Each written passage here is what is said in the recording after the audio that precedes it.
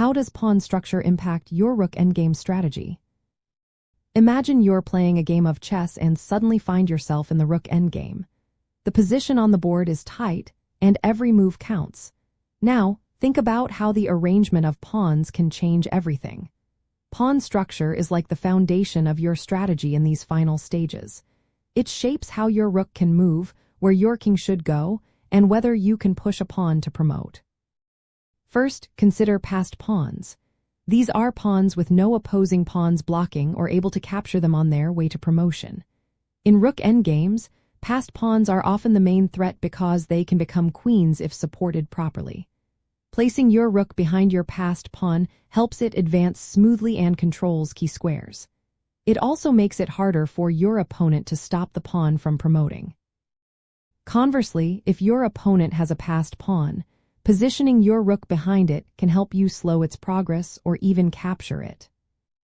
Next, look at backward pawns. These are pawns that can't safely move forward because they would be captured. Backward pawns are weaknesses because they give your opponent targets to attack.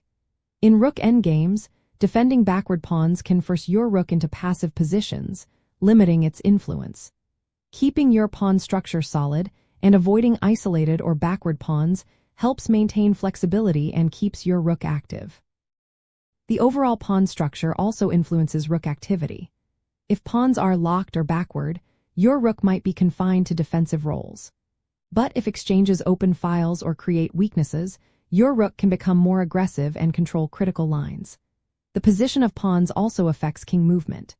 In Rook Endgames, controlling key files or ranks with pawns can restrict your opponent's king, making it easier to cut off their king and gain a winning advantage. Classic positions like the Lucina and Philidor positions show how pawn structure guides your plan. If you have a well-supported passed pawn and your king is active, you can set up a Lucina position to force a win. On the other hand, a solid pawn formation can help your opponent establish a Philidor position to hold a draw. Locked or rigid pawn structures often mean your focus shifts to maneuvering your king and rook around the chains, probing for weaknesses, or creating zugzwang situations. In practical terms, always keep your rook behind your passed pawn and ensure your king is well placed to support it. Avoid creating backward or isolated pawns that could turn into targets. Use your pawn structure to control open lines and limit your opponent's rook activity. Look for chances to create multiple weaknesses in their pawn setup to increase your winning chances.